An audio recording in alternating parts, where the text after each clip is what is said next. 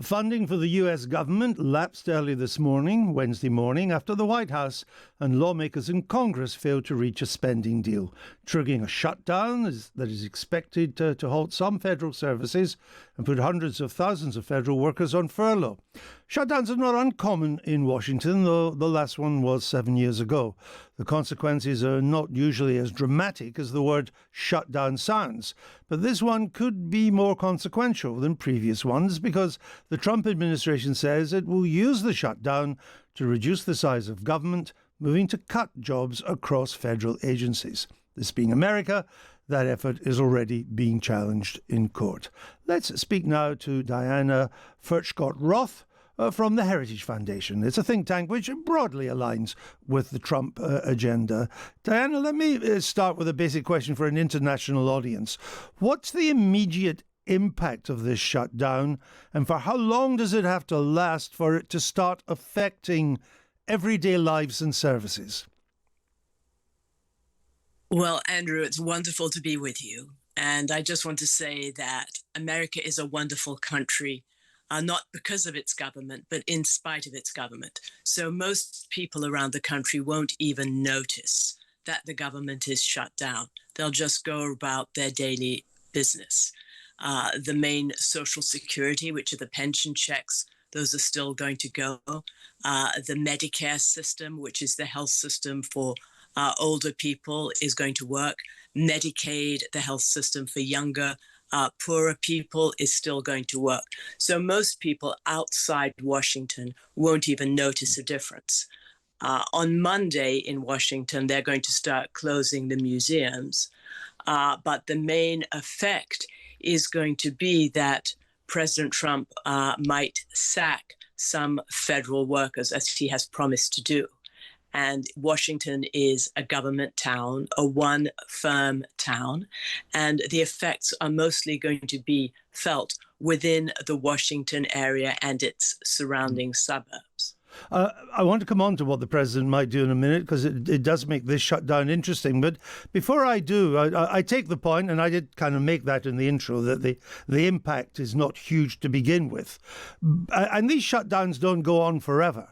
But if there is a prolonged shutdown, how long before it does start to affect the services, the federal government services, what the federal government does, that affects the lives of everyday people, ordinary people? So in terms of the Washington area, after Mondays, they say the museums are going to close. But beyond Washington, in the country as a whole? Yeah. As a country as a whole, I don't think it will have much effect. Most people... Forever? Well, the shutdown, the longest shutdown has been a month. It didn't really affect people outside the Washington area during that period of time, because most people just go about their business and they don't really worry about the government. I understand. Okay. Let me ask this then, because we mentioned how the president might take advantage of this shutdown to further his agenda. Spell that out for me. What would that mean? Well, the president is trying to reduce the size of government.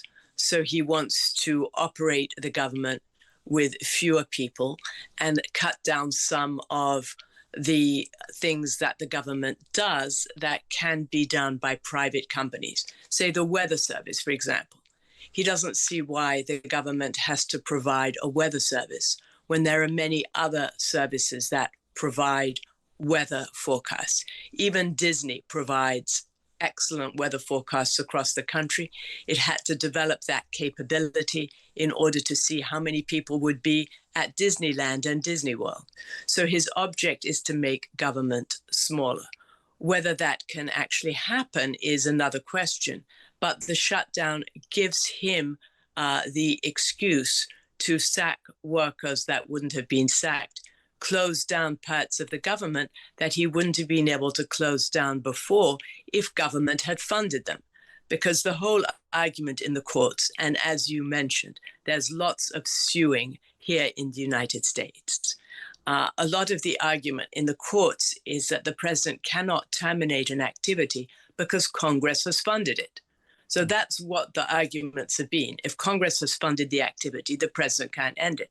But if Congress hasn't passed a budget, that argument goes away and he can end these particular activities, at least until Congress decides it's going to fund them again. Margaret Thatcher managed to privatise huge chunks of the British government without a shutdown. Why does Donald Trump need a shutdown to do it? Well, British prime ministers are much more nimble than American presidents. Sometimes. No, I think always, because generally the prime minister has a majority. The chancellor can stand up on budget day and say, taxes on this are going up, taxes on that are going down, this is going to be our budget, that's it. A president has to negotiate with both houses of Congress, the Senate, and the House of Representatives. And then if something isn't right, it can be challenged to the Supreme Court. And the founding fathers did this on purpose because they did unitary power. They wanted it to be very difficult for the president to act. And that's why the president, President Trump or any other president, cannot implement his agenda right away. If the president does take advantage of the shutdown in the way you suggest, and the federal workers who in the past have been furloughed in shutdowns are this time fired, and we know that may have to be tested in the courts, but if that's the route the White House takes, is there not a risk that that will prolong the shutdown by making the Democrats less likely to come to a compromise required to end the shutdown? Well, I think both parties want to come out of this looking as good as they can. So if things start to hurt the Democrats, in particular their union base, if the unions and their government unions too start complaining that their workers aren't doing well or their workers are sacked so that they don't have the stream of dues that goes to fund their members and the bosses in particular, then the leaders might start reacting. The whole thing is over some pandemic programs that were put in place in COVID and that should be ended. And one of these was the extension of subsidies for President Obama's Affordable Care Act. So that's $450 billion over 10 years. These extra subsidies were put in place during COVID, and it's time for them to be repealed. So that's what the crux is. And will the Democrats give on that? So right now, even before COVID, people who earned up to 400% of the poverty line, that's 4 times the poverty line, would get subsidies for. That's what the argument, I understand, that's what the health argument's about, and health spending, and why the Democrats and Republicans couldn't come to an agreement, and then the shutdown. But beyond the details of American health spending, this shutdown, what Mr. Trump might do with it, I'm intrigued by your suggestion that he might prefer to take his weather from Disney rather than the government's meteorological service, given that we know what the president thinks of Disney. But give me some other examples of what he might do to privatize and take advantage of this shutdown. What other things might end up not a federal responsibility? Well, there are so many services that right now are having money poured into them. Let's say the public transit systems, the buses and subways in many parts of the country. The president might decide that too much money is going to keep those up, and instead people should have debit cards to use Ubers and Lyfts and taxis, for example, which would be much less expensive than have a bus go around with 2 or 3 people in the middle of the night. I don't think Uber's going to replace the subway or the bus service in Manhattan. No, but in the middle of the night, you have buses going around with just 2 or 3 people on them. So you could have fewer trains and you could give people debit cards for some other kind of transport. It sounds small beer. Well, you asked for examples, and these are some examples. The American government spends $25 trillion a year, I think it is now. It might be 26 trillion a year.